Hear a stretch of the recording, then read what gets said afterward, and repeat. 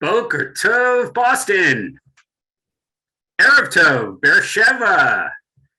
Greetings, happy Passover. My name's Wayne Firestone. I'm your host on our webinar. It's great to be with you during what appears to be a sunny week and the beginning of more spring-like weather for everyone.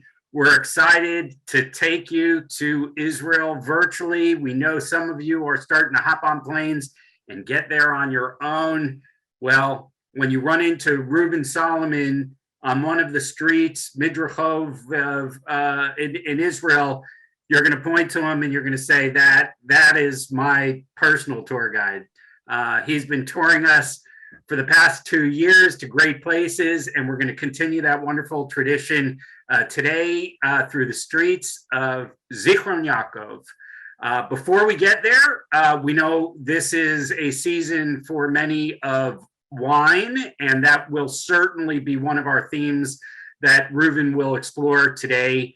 But whether you had 1 cup of wine or 4 cups of wine or 4 cases of wine, we know that Israeli wineries are really considered world-class now, and you don't even have to go to Israel to experience them. So give us your shout-out recommendation of an Israeli wine, maybe that you had at a Seder or that you had recently, or someone that's recommended to you.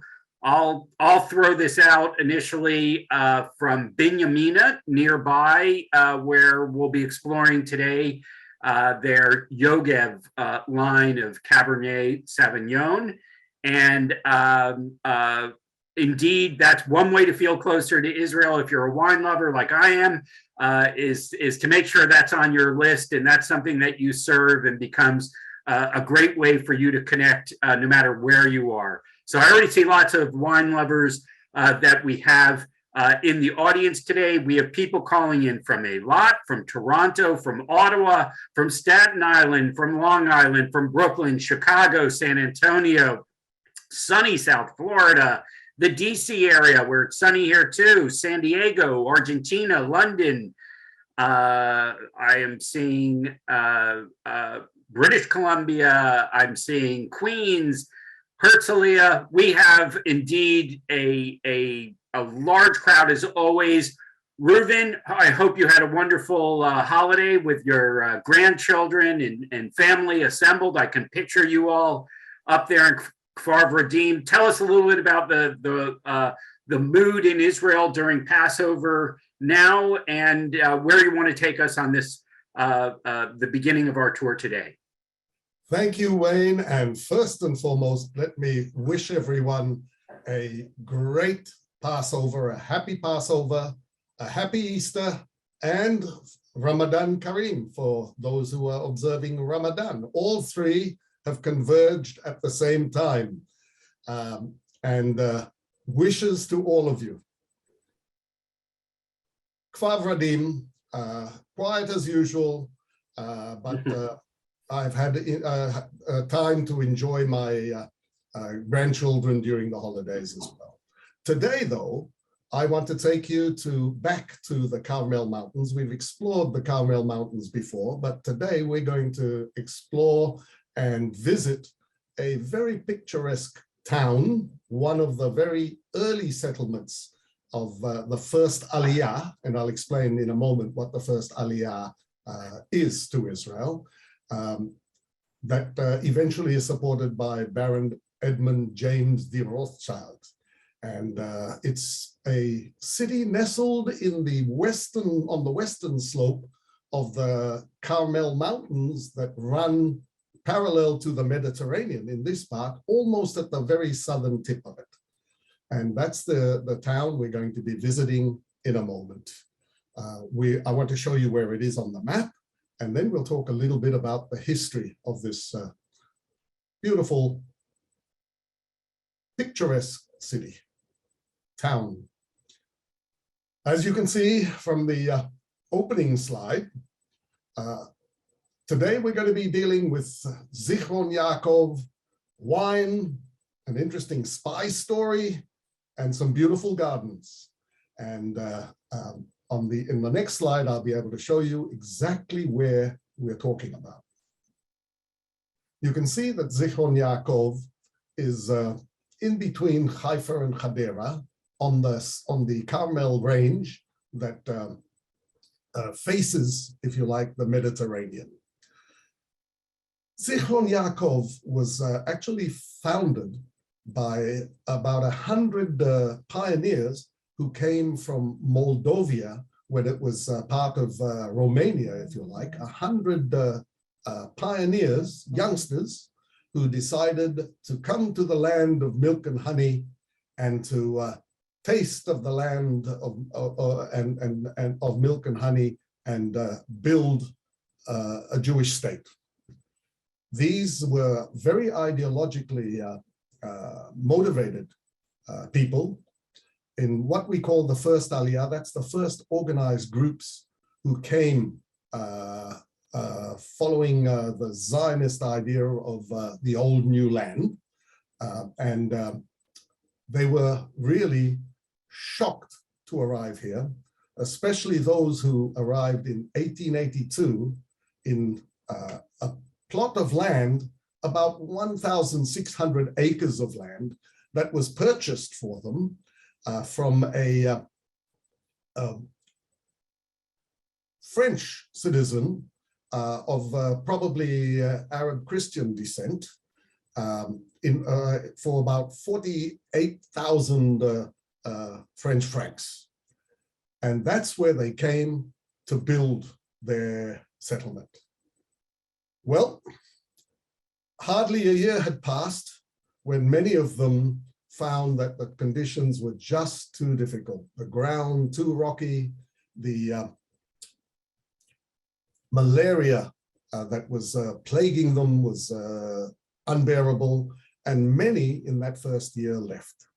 In 1883, however, after approaching Baron Edmond Rothschild, James Rothschild, who we know in Israel as the generous benefactor, the great benefactor, he decided to take this town under his wing. At the very first, this town that was purchased was called Zemarin, and the other plots of the land close to Tamra. And the first settlers thought that this referred to Samaria, Shomron. And in Hebrew and Yiddish press, for the very first years of this town, it was called Shomron, Samaria, in other words. However, when Baron Rothschild took it under his wing, he wanted it renamed in honor of his father's Hebrew name, Yaakov, Jacob. So this town was renamed Zichron Ya'akov, in memory of Jacob. Now, on the next slide, you shall see the monument that Baron Rothschild actually builds. And if we can have the full-size slides, it would be better, because we'd be able to see them a little bit more clearly. You will see the synagogue that Baron Edmond Rothschild builds at the very foot of what we call Founders Street. What you see behind me on my slide, the Founders Street, right at the beginning of the corner, if you like, of the wine route and the Rehov HaMe'atzim, that is the Founders Street behind me, Cobblestone Street, where Baron Rothschild had his planners I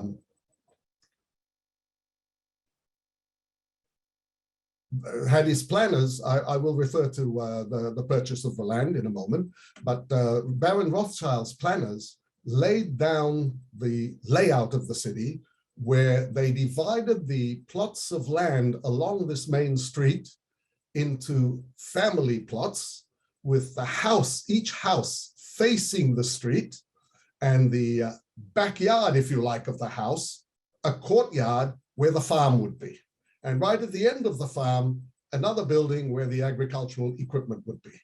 And in this way, very French design, the houses were all red tiled and the windows wooden and painted, and each family would get a subsidy and work the land, and in this way would be able to support the land, support his family, and of course, in the meantime, Baron Rothschild also built a winery. Now, in the next slide, and if we can have the large slides, please, the full screen, you will see the inside of this synagogue that is built in memory of Jacob, the name of Baron James Rothschild's father. And it is actually one of the most beautiful, still operating synagogues in Israel. Baron Rothschild spared no expense in making it really beautiful. The ark is of white marble, and it was, as you can imagine, when first erected in 1885, it was absolutely the top.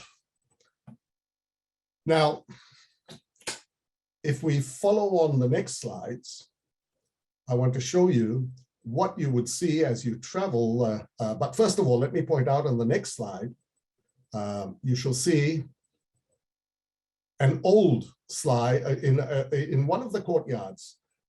There are some wonderful pictures from the past of Zichron Ya'akov. It actually is, all these courtyards, the houses that you can see behind me on both sides of the road, are all family homes that to this day are named for the founding family, and in many, many cases, still with third and fourth and generation of the family members still there. Now, this one is the Israel Wilder family home, where today the Zichron Ya'akov town planning committee has its offices, and there are some lovely boutique shops there. But also on display on the wall of the planning committee are these very large black and white pictures from the past. And here you're looking at the synagogue itself, and you'll notice that even as early as this picture was taken, I would guess in the 1920s, you see that the rosette window that adorned the original synagogue has been replaced by a clock. And that clock is a Hebrew clock. It doesn't go the other way around, but the letters, at the times, the letters are all in Hebrew. On the following slides, you're going to see some more views of old Zichron Ya'akov. And this is one of the courtyards that I would say one really needs to visit in Zichron Ya'akov. If you have limited time, you can't visit them all. But if you have a lot of time, you can enjoy each and every one of these courtyards, and each one of them has something very special to offer.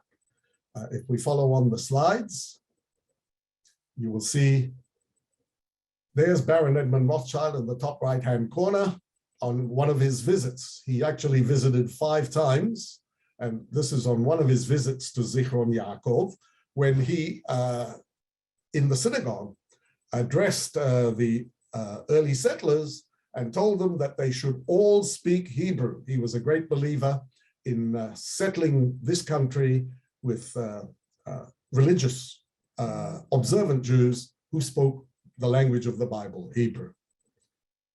In the following slides, you're going to see some more scenes. This is one of the very first production factories that Baron Rothschild supports, and that is a barrel making factory for Zichron Ya'akov's winery that he also builds in 1885, 1886, the Carmel Winery. We'll get to the winery shortly, but first I want to do some exploration of old and new Zichron Ya'akov.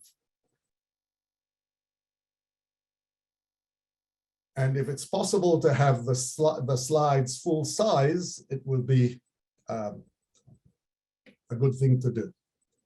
With my picture a little smaller. The other way around.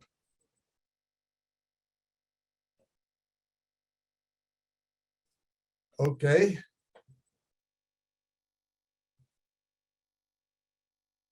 We'll just have to make do with what is. And here you're seeing a picture from the 1930s, 1937 perhaps, of already Zichron Ya'akov growing with the winery up front and the town slowly but surely growing behind us. These settlers came from Moldova that were part of, that was then part of Romania up until the disintegration of the Soviet Union. Moldova was lumped in with Romania. And there were 100 young Jewish settlers who established the town. In the next couple of slides, you're going to see some more scenes of ancient or old Zichron Ya'akov. This is the main street. The synagogue is right on the corner of it, that you just out of the view. But this is the main street, the Founders Street Boulevard, cobblestone, and today what we call the midrachov. This picture is from the 1920s. Another one, and you shall see an aerial shot of Zichron Ya'akov in 1937, growing, the town really growing to its modern proportions. You know, in 1922, the British Mandate government took a census, a population count of Zichron Ya'akov, and the population then numbered 1,306, of which over 1,006 or something like that were Jews, because these settlers were slowly but surely joined by others, and the town grew. And there were 200 and something Muslims and a handful of Christians who settled in Zichron Ya'akov. You know, I need to tell you that Zichron Ya'akov is very unique in Israel today because it houses, although the majority population is what they would call themselves secular, I would call them traditional Jews, Israelis, there is a sizable population of religious Jews belonging to, and this is the unusual part, the Haredi movement, also Chabad Lubavitch movement has its synagogues there. But the unique thing about Zichron Ya'akov is that it also has the leading synagogue of the Reform Progressive Jewish movement called Sulam Yaakov, Jacob's Ladder, and also a beautiful conservative synagogue and quite a large congregation of conservative Jews. So it's quite unique in the city that we have Orthodox, ultra-Orthodox, conservative, and progressive and Reform Jews in this city.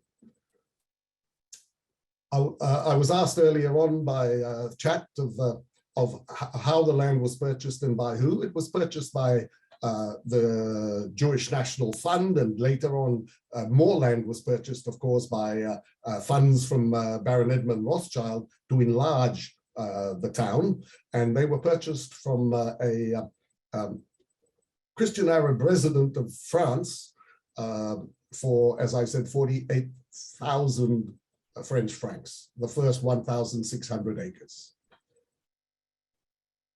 So if we can get back to the slides, I want to show you a little more of Zichron Ya'akov.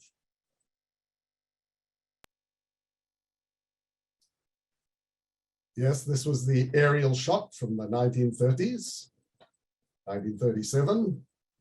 And you can see the Mediterranean way down there.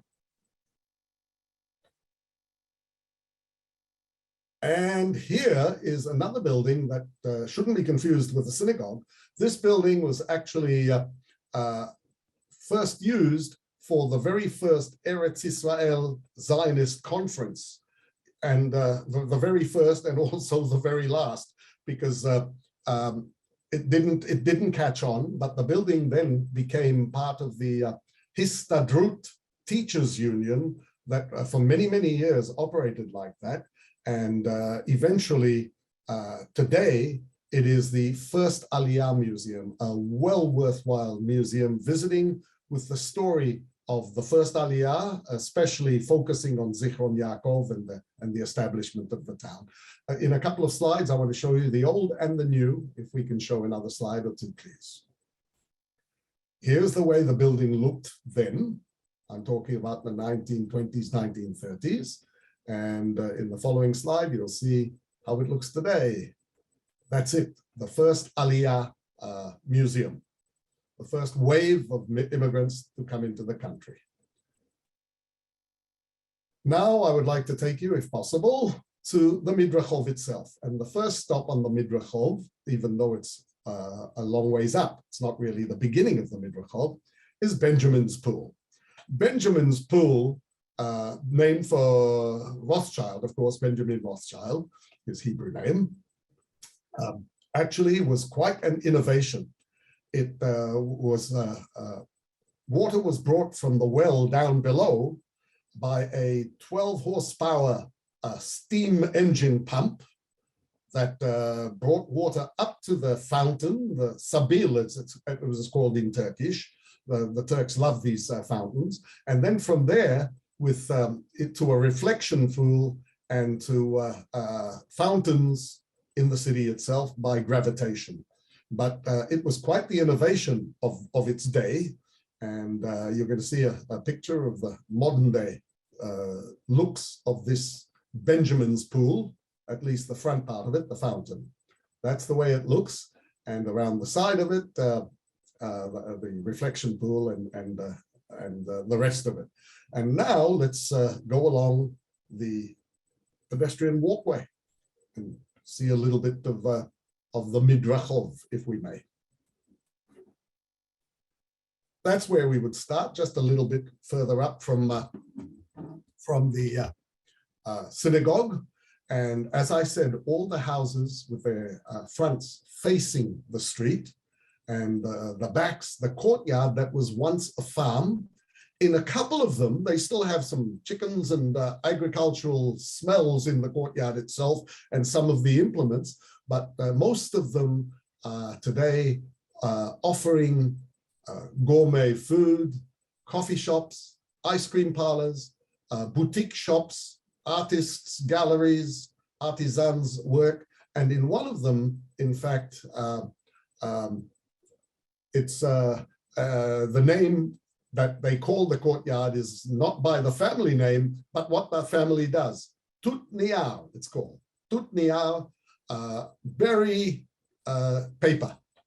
This is a family that for more than 3 generations already produce paper in the Japanese fashion from mulberry trees. And it's one of the surprise visits along these courtyards that offer, as I said, everything and anything you can imagine. If we follow on with the pictures, I'll try and show you 1 or 2 of these courtyards in a little more detail. Here we are. You'll notice that in Hebrew, if you read Hebrew, it says Hatzer Leitner. Well, this is the family name, of course, of the original family. And inside this courtyard, that was once a farm with chickens running around and farming smells and so on. Today, what you will find inside, you will find boutique Israeli designer clothing in some small boutique shops, and we'll try and take you inside the courtyard now, just to give you an idea of what these courtyards look like. In the next slide, you shall see. Once you're in the courtyard, you'll see the shops around, little boutique shops. And now we get to one of the most moving stories that I can tell you in Zichron Ya'akov. This is the story of the NILI spy gang that is based in Zichron Ya'akov. And the picture you see there, the photo, is of Sarah Aaronsohn, who we consider the heroine of this story, along with her brother Aaron Aaronsohn, who was a world-renowned botanist who actually discovered a strain of wild wheat that was adaptable to this climate in Israel and could grow and withstand this climate.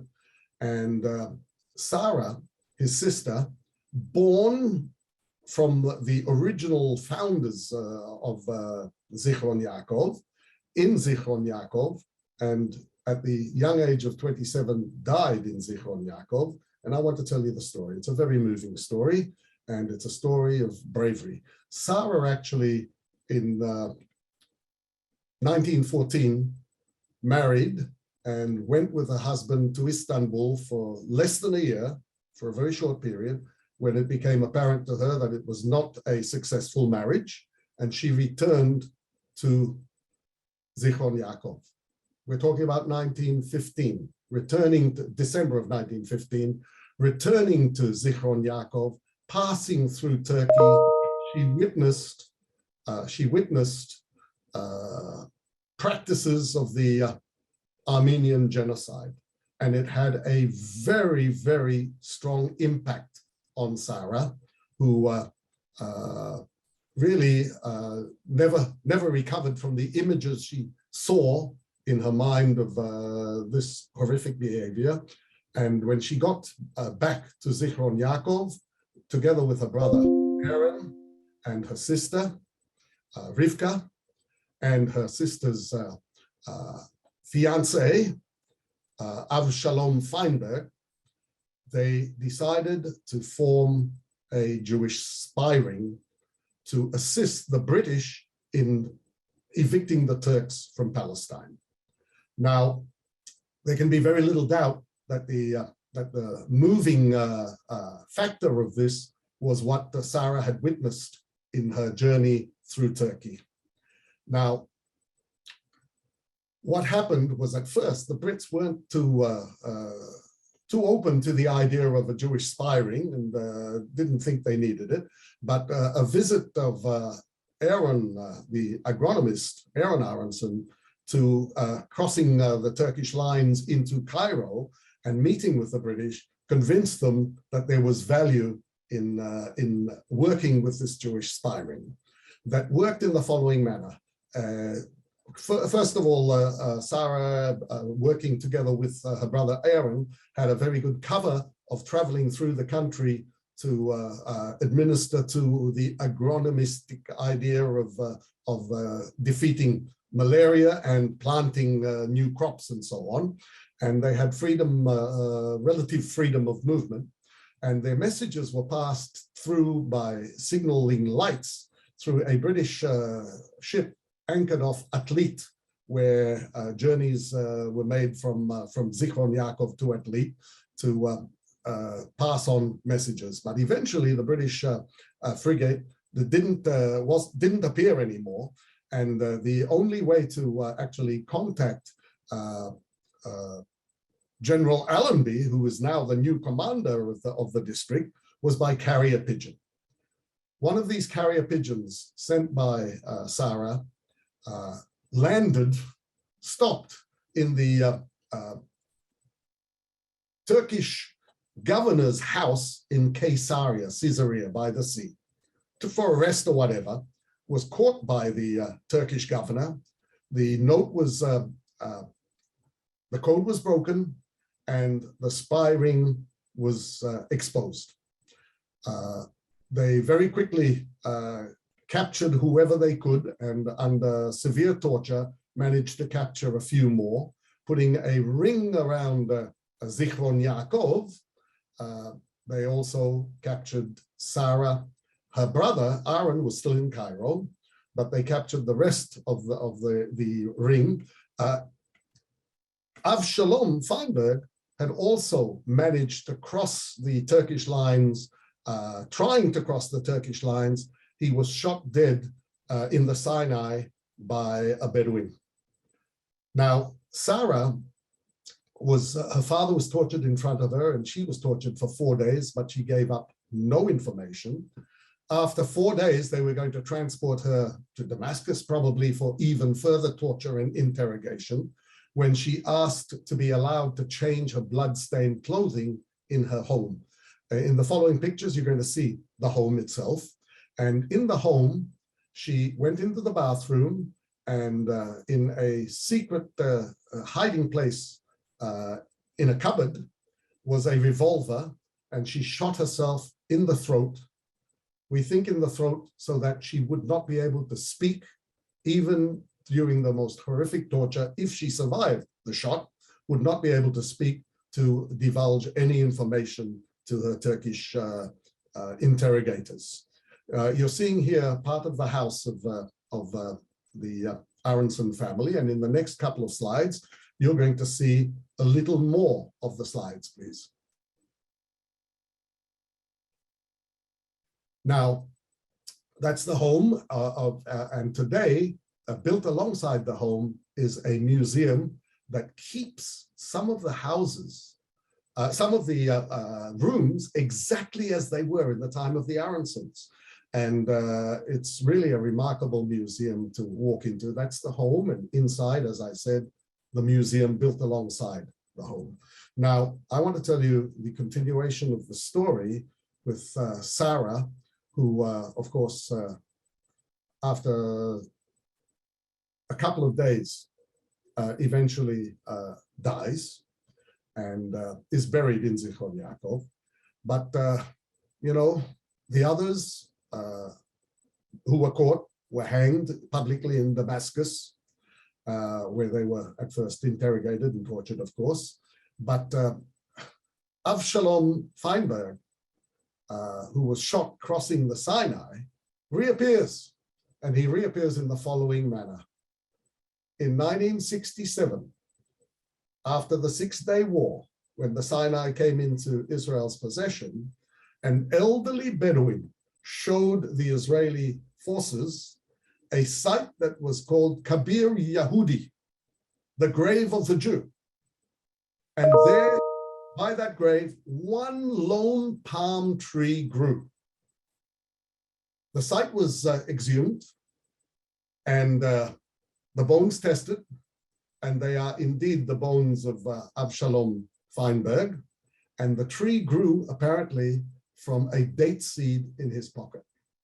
Remarkable story of a memory that grew out of the pocket of one of the heroes of this firing. But there can be very little doubt that without the assistance of this firing to the British forces, Allenby would not have been able to conquer the Negev and Beersheba in the way he did, because the information that was passed on to the British was absolutely vital for their victory.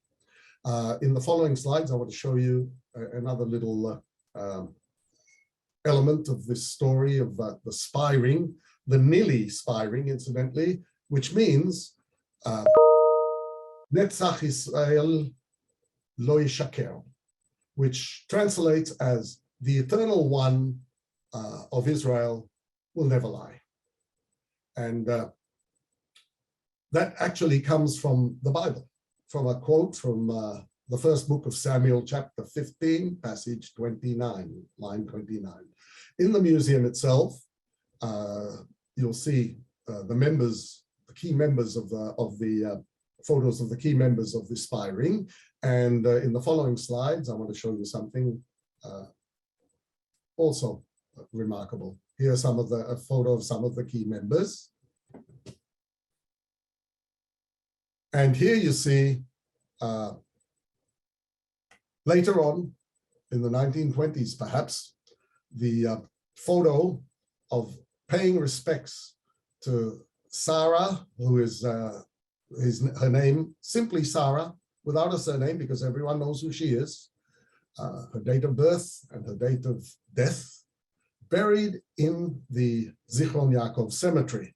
Now you'll notice that there's a little fence built around the graveyard. And in the next slide, you will see the way it looks today.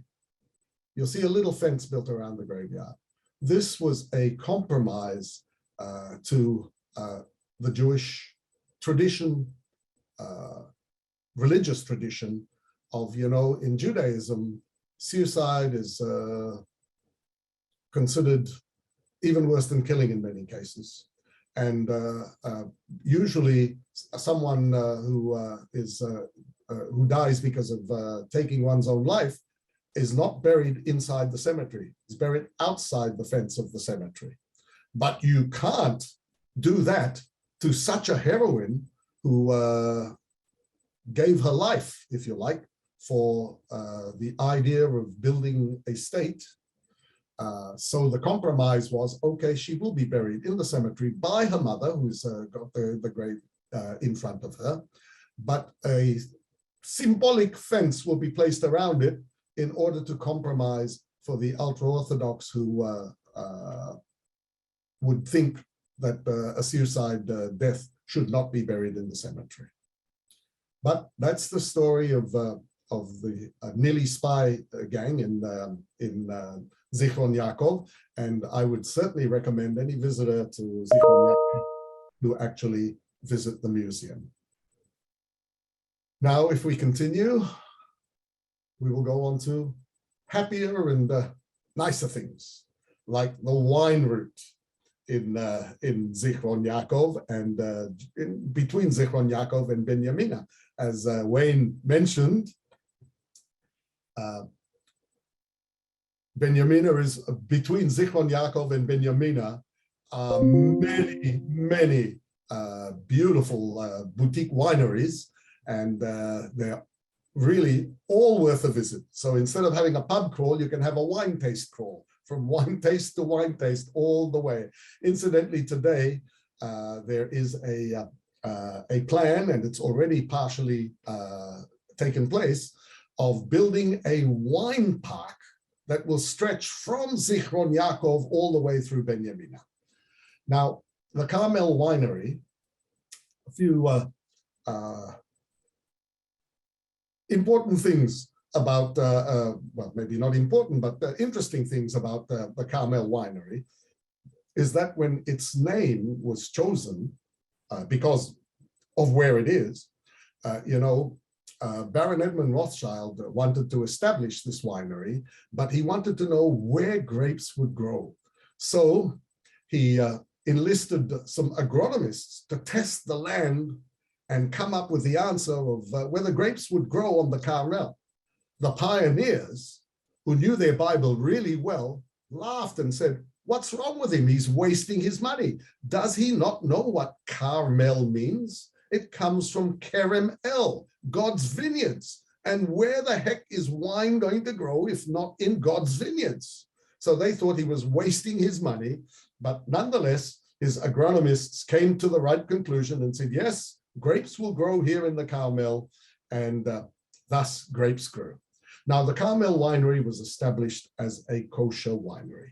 This will bring memories back to those old enough to remember, those who were drinking wine during Pesach, kosher Carmel wine before the 70s, will remember that it was pretty hard to take. It was pretty hard to drink. And in fact, the only drinkable wine that they produced in those days was really the red, sweet, sacramental wine that was kosher for Pesach. Talking about kosher, I have to tell you a couple of things about kosher. First of all, to be kosher, wine has to be totally and absolutely handled in its vats and so on by Sabbath observers, only Sabbath observers. And that is one condition of kosher. Now, if you want to be kosher for Passover, and since it's Passover, we need to talk about that, you have to make sure that there are no breadcrumbs and so on in the winery. So in all kosher wineries, you can't take sandwiches into the barrel room or anywhere where you can come close to the wine, because the wine is kosher for Passover all year. No breadcrumbs allowed. But this business, and the third element up until the early 1970s, was that the third element of kosher was that they interpreted that the wine to be kosher had to be boiled. Did you hear what I said? The wine had to be boiled. Can you imagine tasting wine that has been boiled, even after it's been aged for so long in the vats? Absolutely terrible. And that's why the kosher wine of Carmel was pretty undrinkable until, I would say, after the 70s, when a new and enlightened interpretation of the boiling of wine came to the fore. And this interpretation said, wait a minute, we don't have to physically boil the wine because the wine is fermenting on its own. And that's a sort of a boiling. So there's no need to actually take this good wine and boil it before we sell it. And that made a total turnaround for the wines that kosher wineries can produce. Today, some of the most delicious and wonderful wines of Israel are actually kosher wines. Some produced in Judea, in places like Psakot, and others are kosher wineries, even in the Golan, and of course in Zichron Ya'akov and in Rishon LeZion. So today, some of the best wines really come from what were once undrinkable wines. The Carmel Winery has quite a few very nice wines out, and I want to take you a little bit into the winery itself and show you some of the things in the following slides, please. Reuven, while you're touring through, somebody wants to know if you have a recommendation of a Carmel wine. Yes, I do. I like their single vineyard Cabernet. They have a single vineyard Cabernet. It's wonderful. Well, actually, most of their wines are very drinkable. They're very reasonably priced as well, incidentally. Some of the boutique wines can be very expensive, the Carmel wines are usually very reasonably priced and quite good. Here you're seeing the modern factory, of course, of the Carmel Winery, steel vats and stainless steel vats. But I want to show you some older pictures as well. So if we can, these barrel rooms, let me tell you, are deep in the ground, enormous caverns that today are still being used, and they're absolutely fabulous. The smell in them is, oh, wonderful, wonderful. In barrels that are aging the wine, and there was even a wine taste that you can actually have in one of these barrel rooms with a little bit of tastings of food as well. Some in a corner, there are some old elements of the old style production and so on. Incidentally, they also produce brandy today in the Carmel Winery. But in the following pictures, I want to show you here where you can have a wine taste in a barrel room while you also taste the food. As I was saying, today there's the idea of building this, and it's already begun, building this wine park that will stretch from Zichron Ya'akov all the way through to Benjamin. And in each one of these places, boutique family-run, usually, wineries, some larger than others, but boutique wineries that produce some of the wonderful wines. One can sit out in the sun, enjoy a lovely glass of whatever your preference is, and a little bit of cheese to taste. And it's quite the thing to do. So recommended with a visit to Zichron Ya'akov is definitely going along the wine route and tasting from the wonderful wines that we have. The final element that I want to share with you in Zichron Ya'akov is a little bit about the Rothschild family and Ramat HaNadiv. Right on the very southern tip of the Carmel, as it runs along the Mediterranean, is a hilltop right beside and connected to Zichron Ya'akov itself, called Ramat HaNadiv. which translates as the heights of the benefactor, or the generous one. That was the pseudonym, if you like, the code name for Baron Edmond James de Rothschild, the generous benefactor. And his wish was to be reinterred, or his wish was to be buried in Zichron Ya'akov.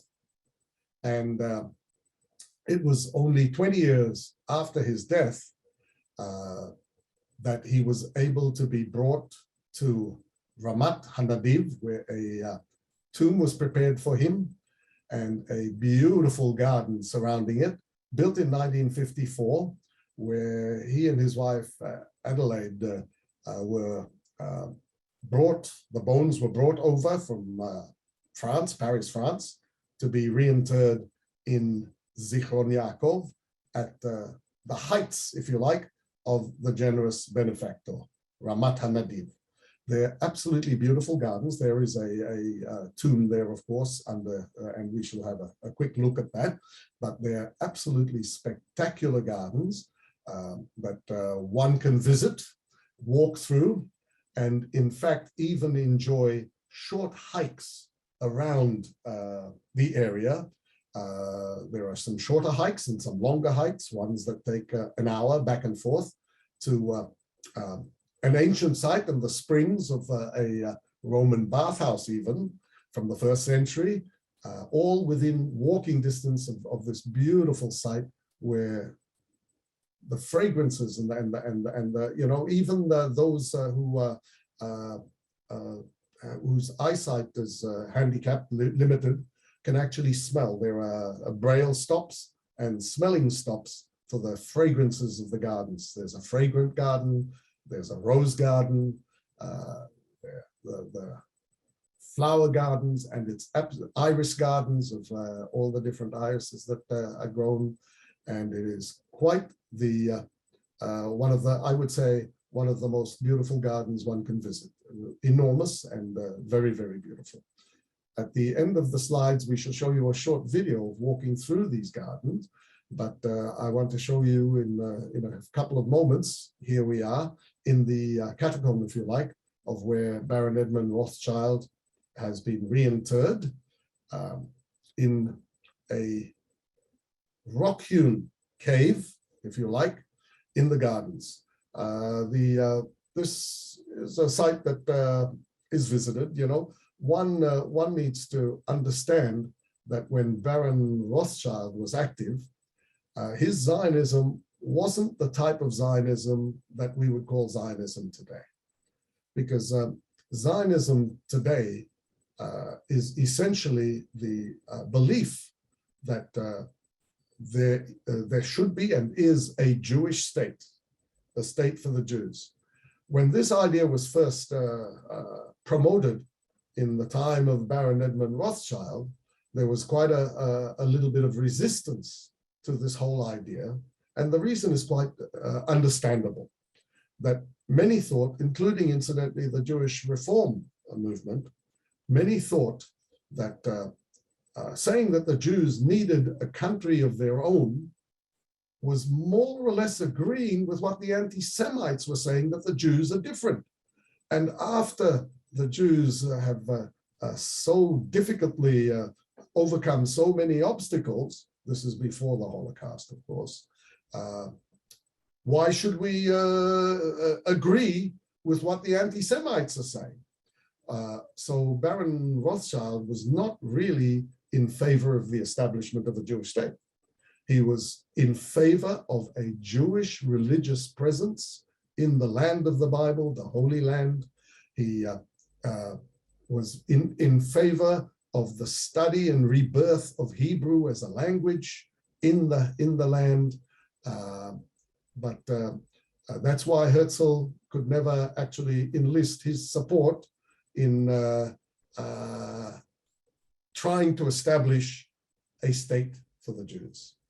But nonetheless, without Rothschild's tremendous assistance to the early settlements in Palestine of that day, it would be hard to imagine how a Jewish state could have emerged. So all of this miraculous, I would say, events, including those who didn't actually foresee the idea of a Jewish state itself, had a great part to play in its eventual establishment. As we flip through the last slides, these you can see everywhere now, even in my garden. Spring has sprung and they're growing all over the place. Beautifully manicured gardens. And as I said, we have a short video from the gardens themselves. There's also in the gardens a visitor center with a story of how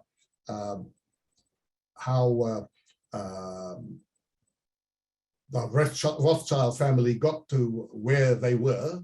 Very interesting story of going all the way back to 1917 and the 5 sons of Rothschild who were sent in different parts of the world. And here from France, Baron Edmond James Rothschild has a central part to play in the re-establishment of Israel as a Jewish state. Beautiful trees, and now a short video with credit going, of course, to Ramat Hanadim and their official video.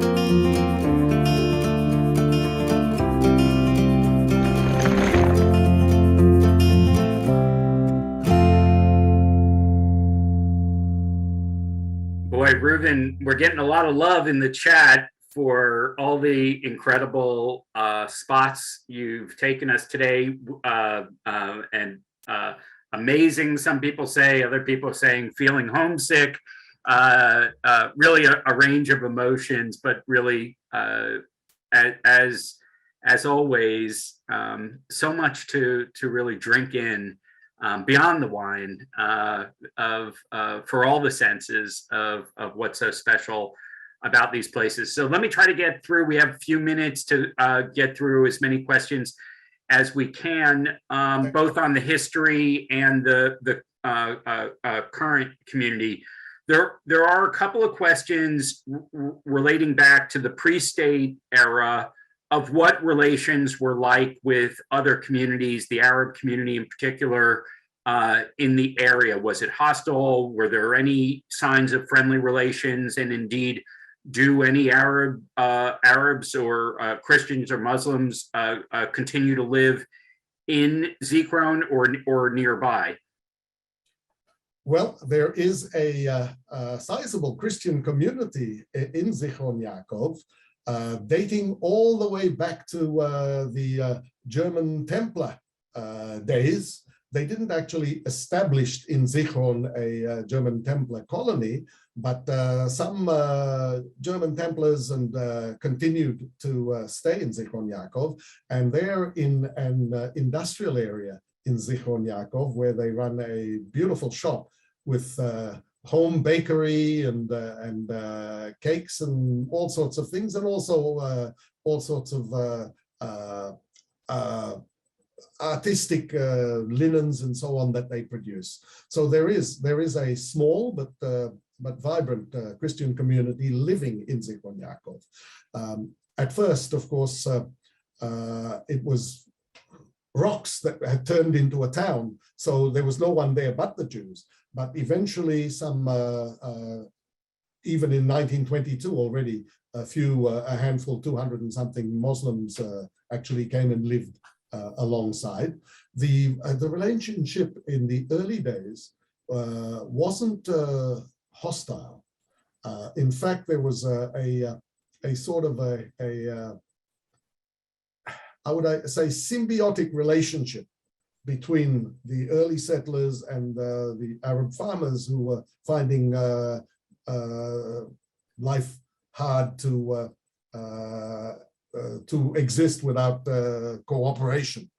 But the problems actually begin when the Jewish colonies enlarge, and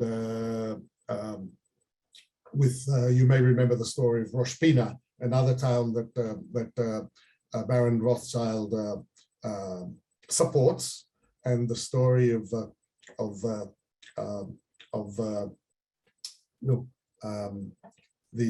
Kiryat Shmona, the 8 who were assassinated. That's where the name comes from, and that's when you could actually mark the beginning of a decline of cooperation. Now, one of the nice things from your photos that you showed us of the area, first of all, you can see to the Mediterranean, and it's a stunning view.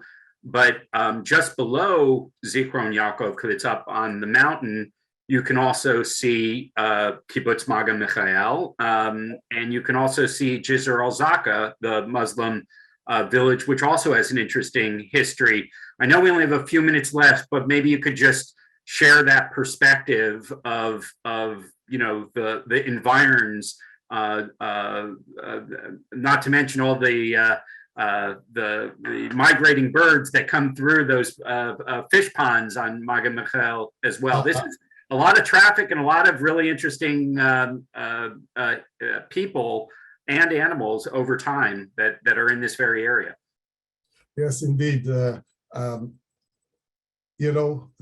relations between Israeli Arabs and Israeli Jews is generally good. The extremists, unfortunately, get the headlines, and they give the impression that it's terrible and there's no cooperation and there's no coexistence. I think today, personally, I'm more optimistic than I ever was before with the present, if you like, Islamist groups actually being as part of the coalition and the government. It's an encouraging sign that even the groups that were considered really hostile are coming to the conclusion that many Israelis have come to already, not all, but many Israelis have already come to, that, hey, we've got to live together. And so I'm more encouraged, but please don't be discouraged by the extremists who would love to upset the apple cart. And every time we get closer to cooperation, the extremists get more extreme.